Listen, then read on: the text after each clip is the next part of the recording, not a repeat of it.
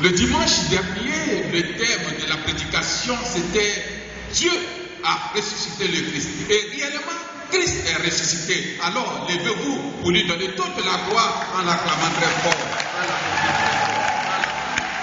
Il est réellement ressuscité. Il est réellement ressuscité. Dieu, dans sa souveraineté, a ressuscité le Christ.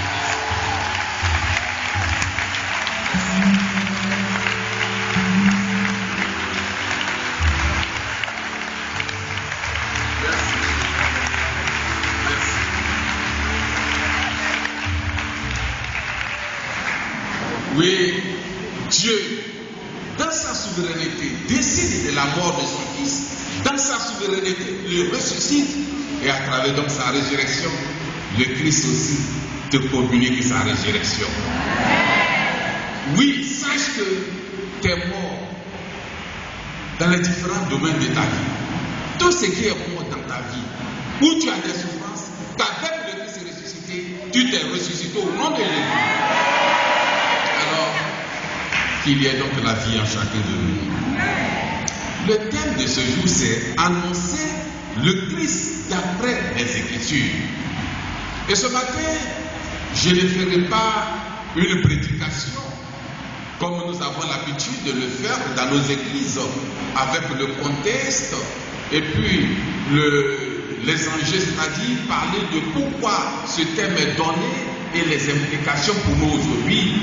Mais ça serait un peu des enseignements à partir de ce que le thème nous dit. Annoncer le Christ d'après les Écritures. Ou bien annoncer le Christ d'après quoi? D'après les Écritures. Qu'est-ce qu'on peut mettre après les Écritures? La Bible. Selon la parole de Dieu. Ou c'est pour cela que tout à l'heure, notre sœur est passée ici pour nous parler de la Bible. Oui, le plus souvent, on entend des gens dire, tel homme de Dieu m'a dit que, tel prophète des nations a dit que, tel archibishop a dit que. Et puis, on prend cela, n'est-ce pas, comme parole de l'évangile. Tel pasteur m'a dit que. Mais en réalité, qu'est-ce qu'on doit dire? Qu'est-ce qu'on doit dire? Que dit la parole de Dieu? Que dit l'Écriture sainte? Que dit la parole de Dieu? Que dit l'Écriture sainte? C'est ça. C'est ce que. Qu'est-ce que la Bible me dit? Qu'est-ce que la Bible me dit? Annoncer le Christ selon et d'après les Écritures ou selon les Écritures. Que dit l'Écriture sur le Christ? Sur sa naissance, sa vie, ses souffrances, sa mort, sa résurrection, son ascension, son retour glorieux au milieu de nous. C'est pas l'homme qui va nous dire cette histoire, mais que dit la Bible à ce sujet? C'est ça. C'est ce que la Bible dit là. C'est sur ça qu'on doit marcher, n'est-ce pas? C'est sur ça qu'on doit marcher. Que dit la Bible? Et non, c'est qu'un prophète des nations, un archibishop et autres auraient dit. Et vous voyez que les trois textes bibliques qui nous sont proposés en ce jour invitent à consulter la parole de Dieu. Nous invitent à consulter la parole de Dieu, à lire la parole de Dieu, à aller chercher la parole de Dieu pour connaître la volonté de Dieu pour nous. Et ces trois textes nous révèlent en quelque sorte l'importance de l'Écriture sainte, l'importance de la Bible, son importance dans la vie du croyant, mais plus particulièrement dans la vie du chrétien. Quand nous prenons la prophétie d'Ésaïe que nous venons de lire, il a dit, allez chercher dans la parole de l'Éternel ce qui est dit à votre sujet. chercher cela dans la parole de l'Éternel. Toutes les paroles qui vont se adresser ou les promesses, cherchez ces promesses-là dans la parole de Dieu. C'est ce que nous dit le texte de Ésaïe, donc qui invite ses contemporains, les gens de son époque, à connaître leur sort, à connaître les promesses de Dieu pour eux dans sa parole. Parce que c'est cette parole seulement qui peut leur révéler ce que Dieu est pour eux et ce que Dieu entend faire. Et quand nous prenons notre évangile, Jésus qui est ressuscité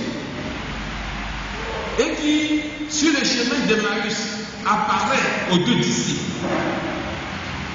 et qui commence à parler avec eux et qui partage le repas avec eux. Vous voyez que ces deux disciples qui étaient totalement dans l'ignorance, ils ont appris des choses, d'où le commentaire qu'ils ont eu à faire. On nous a dit ceci sur lui, on nous a dit cela sur lui, et on espérait que c'est lui qui sauverait notre nation. On sentait vraiment le découragement.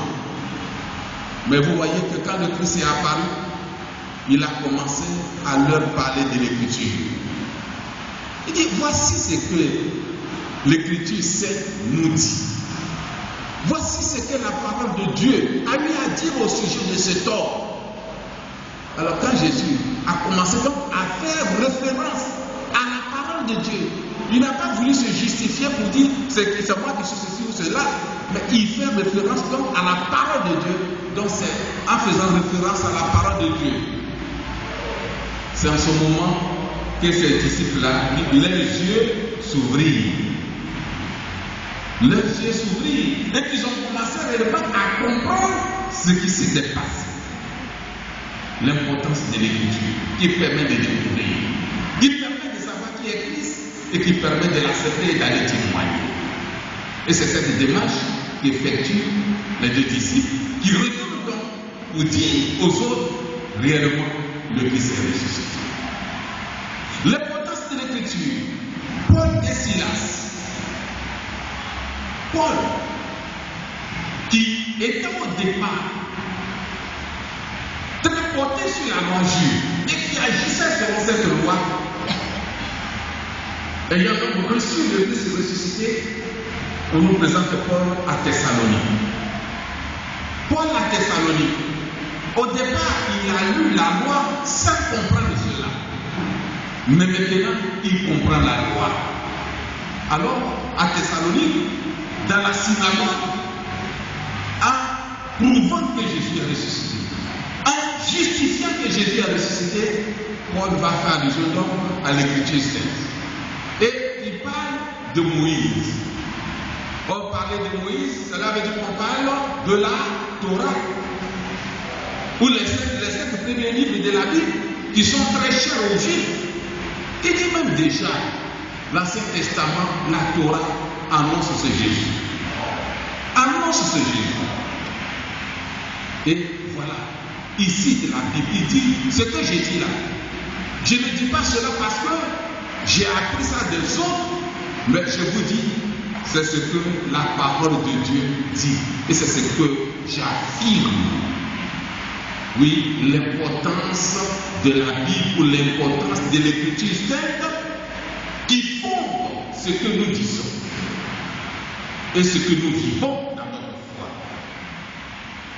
Et c'est parce que l'Écriture, la Bible, est notre référence, notre guide, notre boussole. C'est ce qui va entraîner la réforme de l'Église. C'est ce qui va entraîner la réforme de l'Église. Lorsqu'en 1500, avant cela, au moment de la construction de la basilique de Saint-Pierre de Rome, je n'insulte pas les catholiques, mais j'ai dit l'histoire. Au moment de la construction de la basilique Saint-Pierre de Rome, où on vendait les indulgences, pour dire que si vous achetez cela, vous serez sauvés. Vous connaissez tous dans l'histoire de l'Église catholique, dans l'ancien temps, les gens portaient les scapulaires, un petit truc noir au cou. C'est-à-dire, quand tu as acheté ça, tu es assuré d'être sauvé. Si tu as participé à la construction de la basilique Saint-Pierre de Rome parce qu'il n'y avait pas de moyens, il fallait donc trouver des astuces pour faire payer les gens.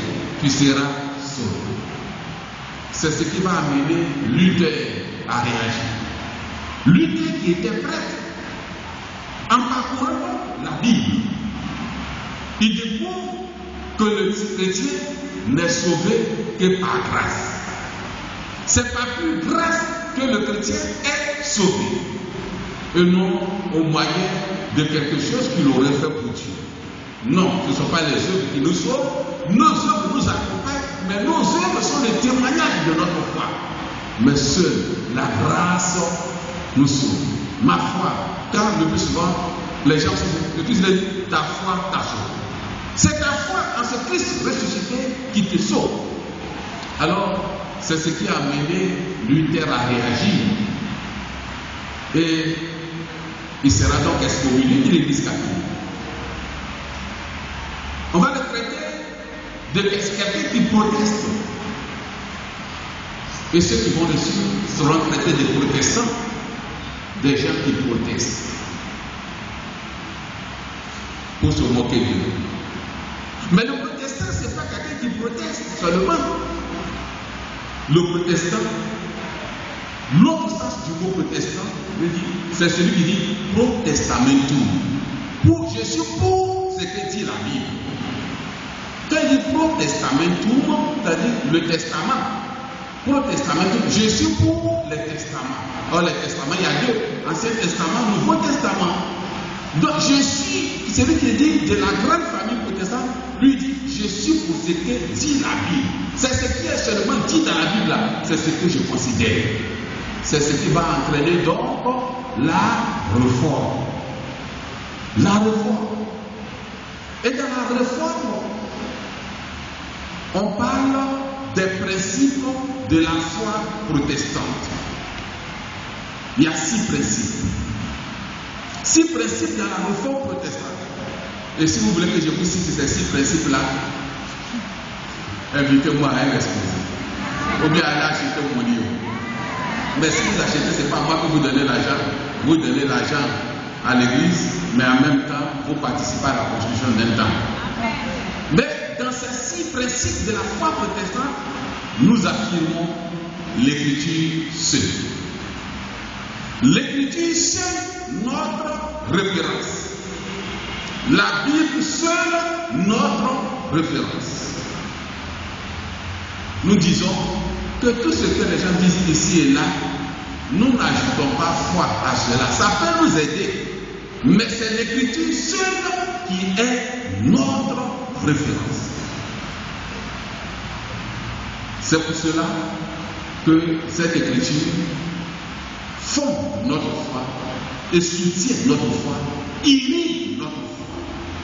Parce que c'est cette écriture-là, la parole de Dieu, c'est elle seule qui nous permet de savoir qui est Jésus et Dieu. C'est elle seule qui nous permet d'entendre Dieu nous parler, de le voir nous parler.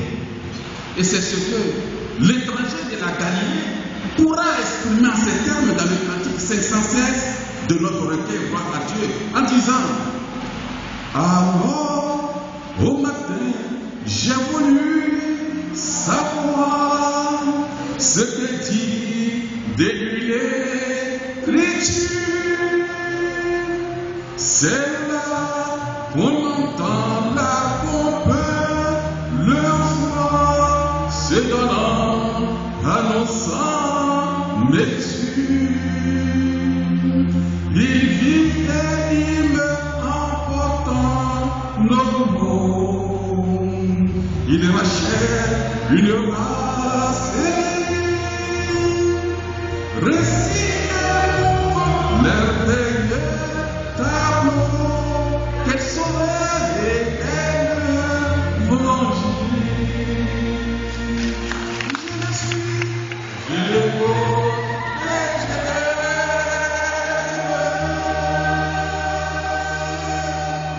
Mais comment lui prouver mon amour?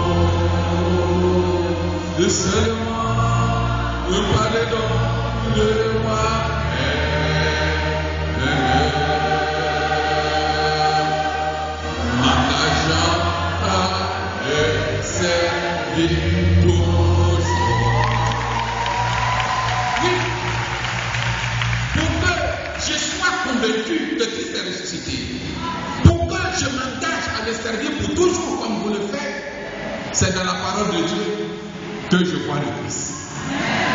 C'est dans la parole de Dieu que je le vois avec les yeux de la foi.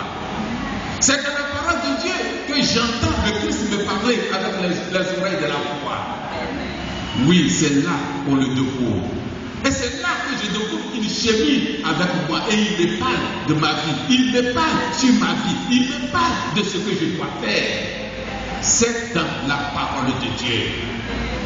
Annoncer le Christ d'après les Écritures. Vous êtes un protestant donc. Autrement dit, c'est pour cela que dans l'histoire de la réforme, tout protestant est quelqu'un qui doit avoir sa Bible à la main. Même si nous sommes une communauté d'écoute, mais aussi une communauté de lecture, je dois avoir la parole de Dieu pour aller à l'église. Et le protestant, quand il a sa Bible à la main, il a aussi son recueil de cantiques qui accompagne cela. Et tout à l'heure, les paroles que je viens de chanter, ces paroles sont tirées de la Bible, mais inspirées par la musique. Parce que la musique, comme je vous l'ai dit ici, embellit et enveloppe la parole de Dieu pour la rendre agréable à l'oreille. Annoncer la parole de Dieu. Mais comment on peut annoncer cette parole de Dieu selon les Écritures? Si nous ne connaissons pas les Écritures, il faut donc connaître les Écritures. C'est pour cela que la journée est indiquée, pour que chacun ait une Bible. Et celui qui n'a pas de Bible, il doit l'acheter. Et celui qui n'est pas allé à l'école pour lire la Bible, pour pouvoir lire la Bible, il doit pouvoir faire comme nos grands-parents qui, pour écouter les chanter, invitent les gens. Il faut me parler un peu de la Bible, il faut me lire. Et puis ils sont assis, on leur parle de Dieu, on leur lit la Bible, et puis ils écoutent les histoires et ils retiennent. Et c'est ce qui les édifie dans leur foi et les soutient et ils peuvent témoigner de Jésus-Christ. Si nous ne lisons pas la Bible, si quelqu'un venait à nous demander, est-ce que tu es réellement sauvé? Si nous n'avons aucune parole biblique pour lui dire réellement que nous sommes sauvés en Jésus-Christ, que nous avons l'assurance de notre salut, mais on va tergiverser. On va tergiverser. Et si quelqu'un aussi vient nous multiplier les paroles bibliques aussi, et des fois dans verset biblique, mais si tu connais cela, s'il est en train de citer, multiplier les paroles bibliques, tu vas dire, ce que tu as dit ici, là, ce n'est pas ça. Voici ce que nous dit la Bible. Il faut donc connaître la Bible. Il faut posséder la Bible. Il faut boire la Bible. Il faut manger la Bible. Il faut la manger. Manger la parole de Dieu pour qu'elle puisse nous rassasier, pour que nous soyons des chrétiens aguerris, des chrétiens prêts à pouvoir témoigner de Jésus-Christ. Oui, aller annoncer le Christ ressuscité demande qu'on se réfère à la Bible. Ce n'est pas l'Église qui a dit que Christ est ressuscité. Ce n'est pas l'Église qui a affirmé que Christ est ressuscité. Mais c'est Dieu lui-même, dans sa parole, qui a affirmé que lui, dans sa souveraineté, il a ressuscité le Christ. Et qu'en ressuscitant le Christ, il t'a ressuscité aussi pour la vie éternelle au nom de Jésus. Voilà. Telle est donc la parole de Dieu pour toi, mon frère, la parole de Dieu pour toi, ma soeur, qui t'invite à lire la Bible et à être convaincu que Christ est ressuscité et qu'en lui, toi aussi tu seras ressuscité. Est-ce que tu acceptes ce message-là? Est-ce que tu acceptes cela? Est-ce que tu acceptes tel message? Alors, si tu l'acceptes, dis avec moi, que la joie est ici.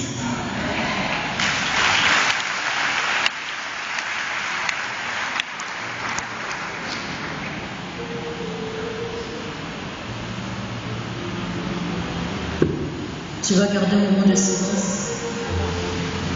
Tu vas repasser dans ton cœur tout ce que tu viens d'entendre. L'autorité de la parole de Dieu, l'authenticité de la parole de Dieu, c'est le socle de toute vie chrétienne. C'est la base de l'Église, c'est la base de la foi.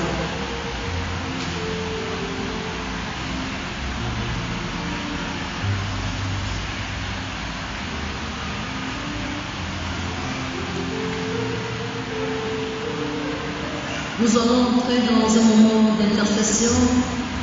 Nous allons introduire ce moment par ce cantique qui dit moment si doux de la prière, où Dieu bénit jusqu'à lui.